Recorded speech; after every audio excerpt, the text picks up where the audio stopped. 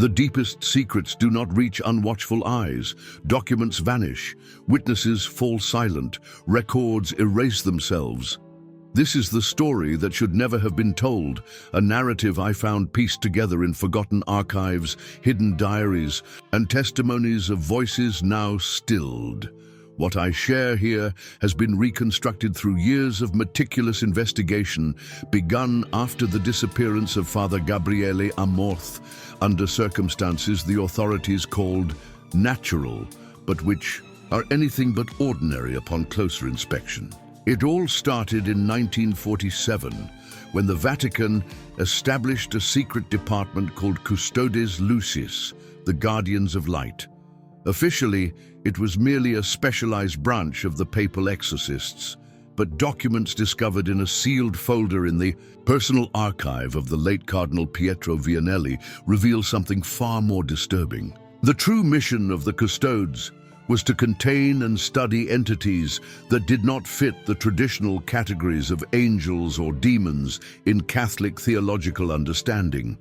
Saint Pio of Pietrelcina, canonized in 2002, was known for his stigmata and supernatural abilities such as bilocation and reading souls. What few know is that in 1956, Pio was summoned to the Vatican for a secret meeting with Pope Pius V.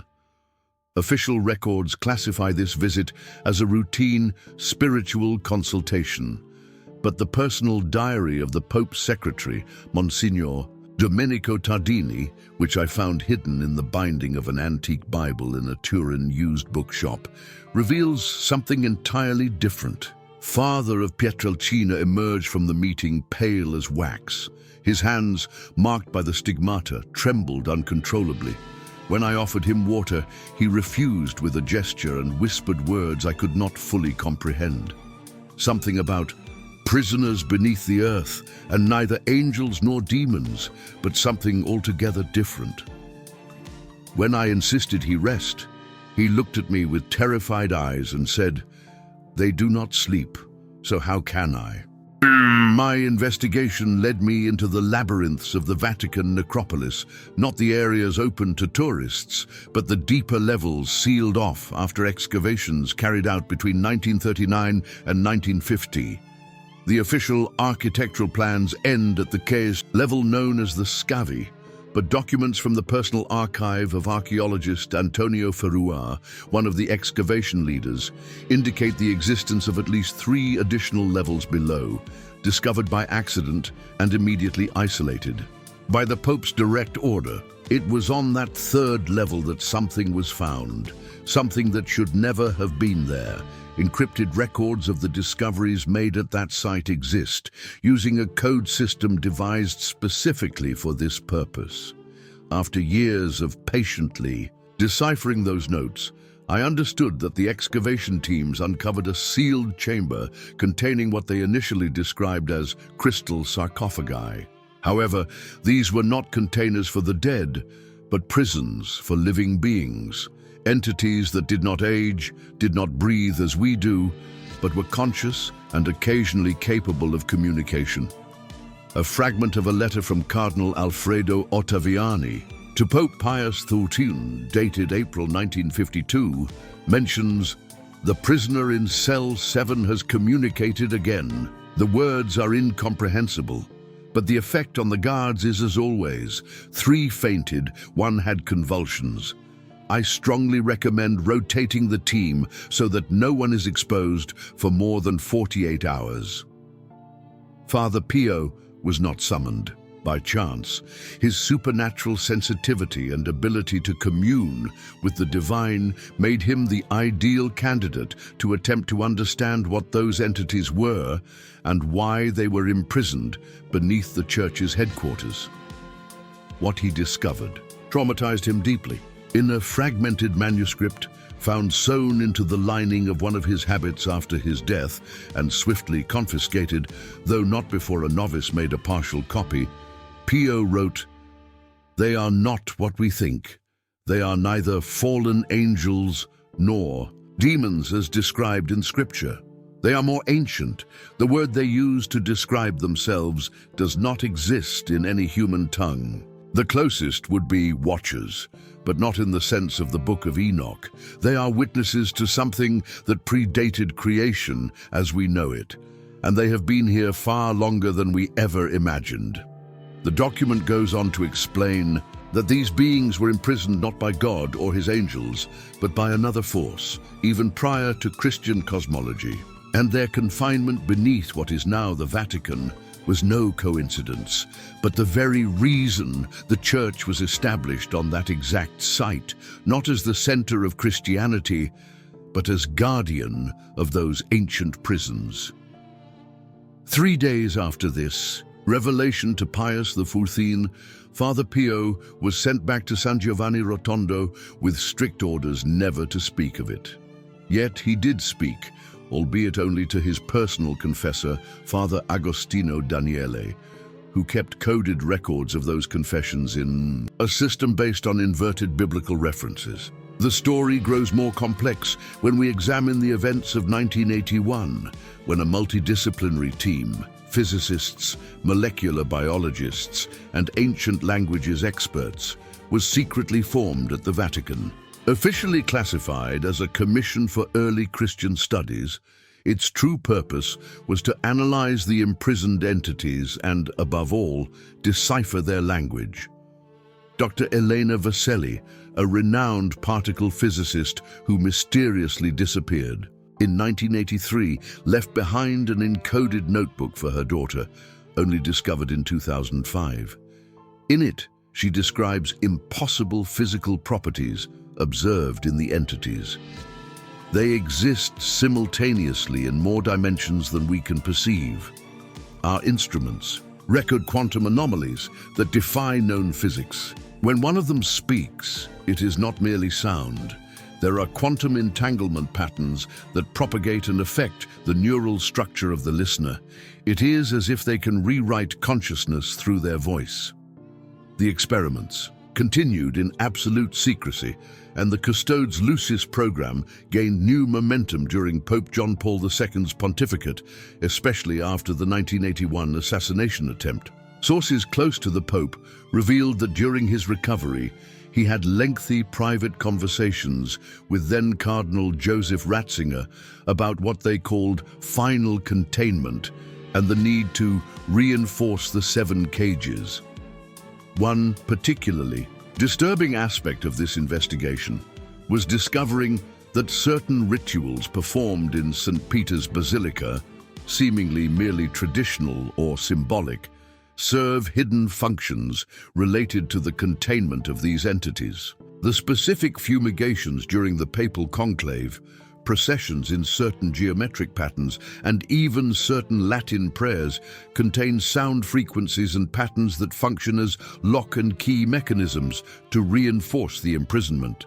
The story took an even darker turn in 1997, when 4 members of the Custodes Lucis were found dead in their Vatican quarters. The official cause was listed as multiple organ failure of unknown origin, but confidential autopsy reports, which I obtained through a source at the University of Rome Medical School, reveal inexplicable cellular alterations, as if their molecular structures had been reorganized by some external force.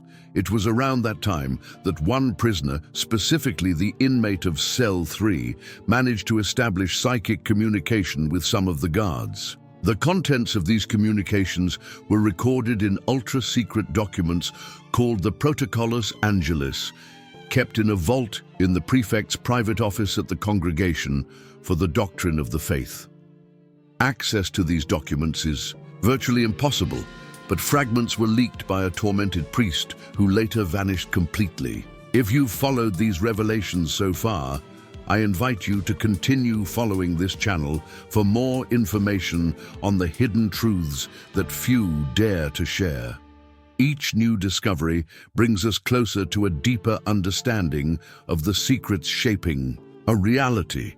What these fragments reveal is disconcerting. The entity in Cell 3 claimed not to be an enemy of humanity, but rather its forgotten progenitor. According to it, Humanity's true creation story had been distorted, and the imprisoned ones were part of a civilization that existed long before the first hominids appeared on Earth.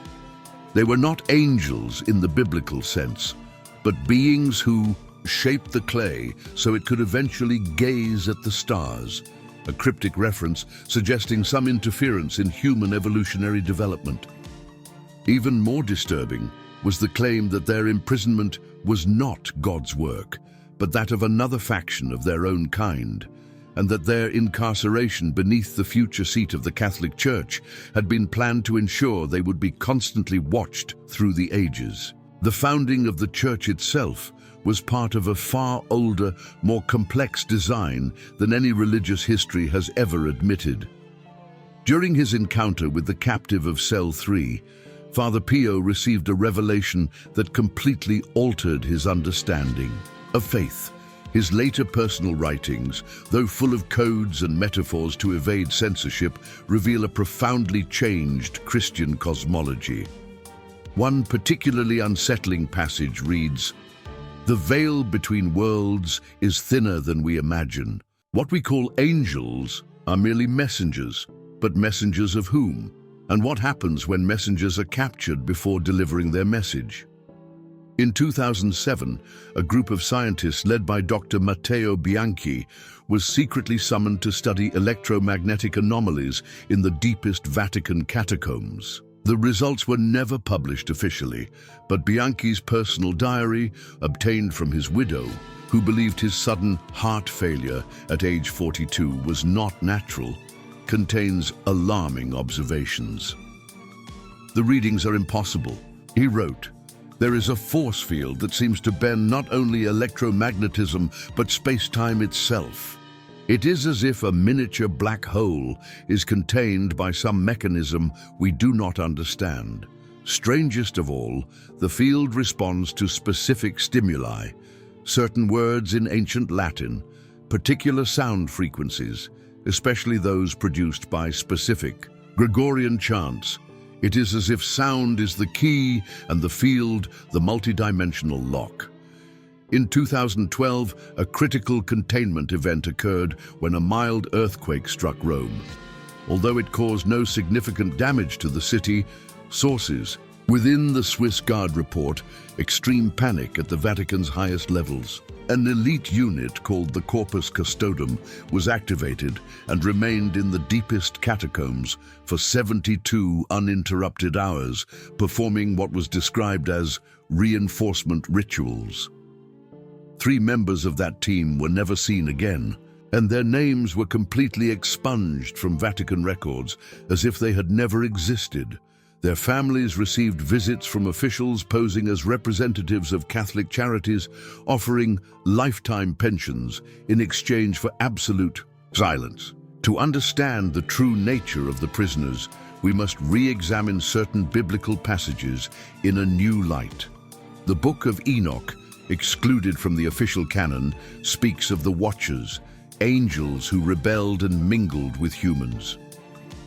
Traditional interpretation views them as fallen angels or demons, but what if they were something entirely different? And what if the real reason for the book's exclusion was that it came too close to a truth that must remain hidden? In Ezekiel, the description of the celestial beings with wheels within wheels and multiple faces has traditionally been interpreted symbolically. But Padre Pio's manuscripts suggest another reading. What Ezekiel saw were not symbols, but real beings whose true form cannot be comprehended by three-dimensional minds. The wheels are patterns of movement through dimensions we cannot perceive. One of the most unsettling discoveries of this investigation was learning that certain Vatican hierarchy members not only know of the prisoners, but believe their containment is essential to humanity's very existence. A confidential document, known only as Protocol Omega, outlines detailed procedures to follow in the event of a containment breach.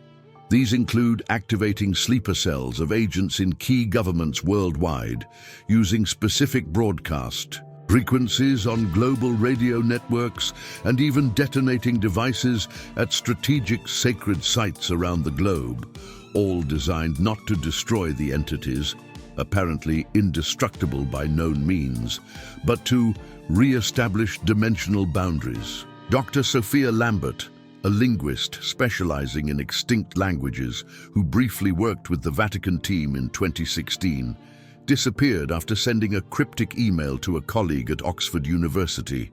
The message, almost entirely composed of esoteric references and numerical coordinates, when decoded, bore a chilling warning. They are not merely imprisoned, they are being used. The Church draws something from them. The ceremonies, the rituals, all serve a dual purpose. Faith feeds something beyond the divine. In 2019, a series of seismic anomalies was recorded beneath Vatican City, officially attributed to natural adjustments in local geological formations. These tremors followed a mathematically impossible pattern. They traced the Fibonacci sequence up to its 21st number, then inverted it. Theoretical mathematicians, who analyzed the data prior to censorship, suggested this could represent some form of communication or an attempt to manipulate physical reality through fundamental mathematical patterns. In his final years, Padre Pio became notably reclusive and devoted himself to extensive writing in notebooks he kept locked away.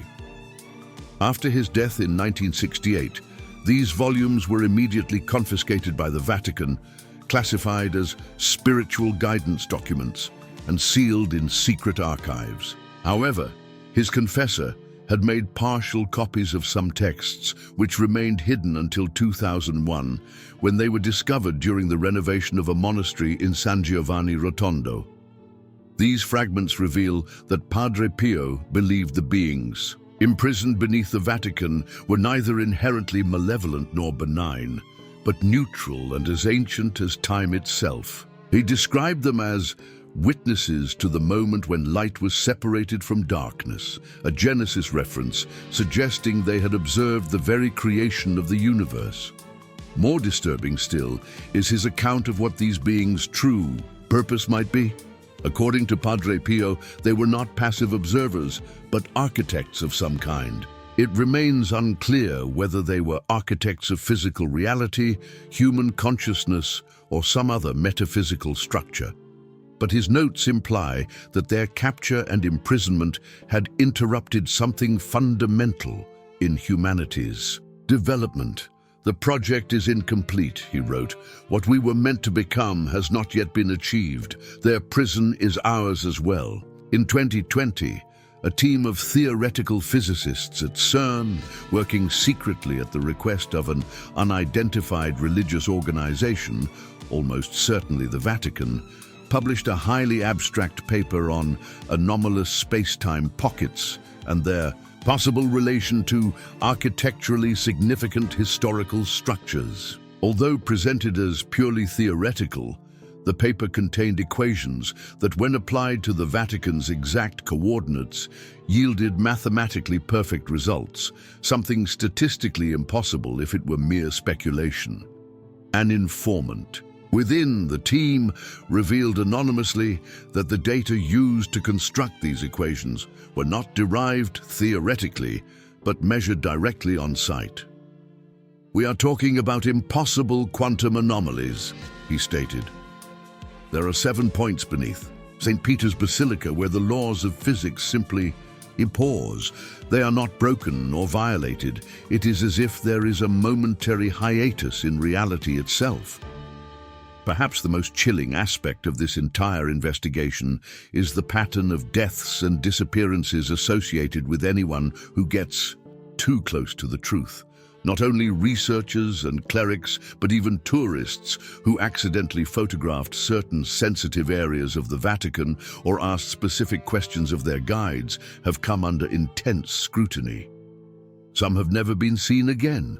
Within the Vatican's Secretariat of State exists a unit officially tasked with the security of sensitive information, known internally as Silentium DEI, the silence of God.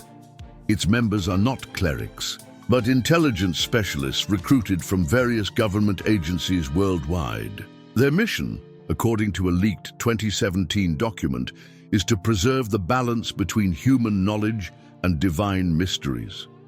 A curious pattern emerged during this investigation.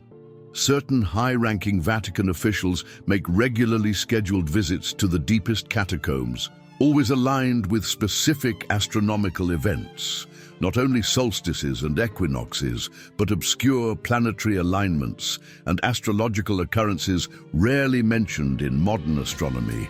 These visits, called the Vigils of Containment, involve rituals that blend traditional Catholic elements with much older practices reminiscent of pre-Christian traditions. A personal assistant to a cardinal who secretly recorded one such ritual before disappearing in 2013 captured chants in a language linguistic experts could not identify, described as having grammatical structures that seem mathematically impossible for the human vocal apparatus. Padre Pio's final writings, those held under the strictest confidentiality, contain a particularly alarming passage.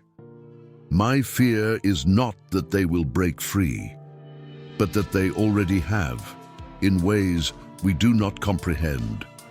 Their bodies remain caged, but not their minds. They dream, and their dreams touch our minds when we sleep. Who can say which thoughts are truly ours and which are their whispers? This observation takes on an even more sinister dimension when we consider recent research on collective consciousness and quantum entanglement in biological systems. The possibility that multi-dimensional entities might influence human thought without physical contact is no longer mere occult fiction, but a serious, albeit marginalized, scientific inquiry. The truth about the Vatican prisoners remains cloaked in layers of secrecy, disinformation, and institutional protection. Yet the patterns emerging from the available fragments paint a disquieting picture.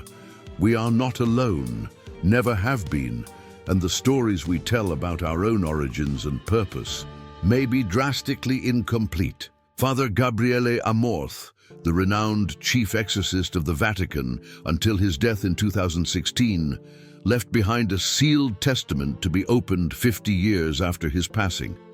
However, his personal assistant, on his deathbed in 2018, revealed that the testament contains a warning: the true demons are not those we cast out of the possessed. The true ones are contained in cages of light and sound beneath our feet, and we pray daily that the locks never fail. As I near the end of this account, I must confess that I have received warnings to cease my investigation, anonymous letters, electronic equipment malfunctions, and once an elderly priest approached me on a Roman street and simply said, "Some doors must remain closed, not for what they keep out, but for what they keep in."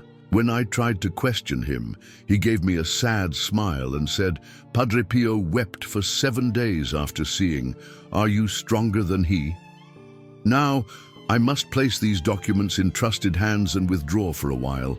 I know I'm being followed, and my contacts in the Vatican have fallen completely silent. What I have presented here is only the surface of a far deeper and more disturbing truth.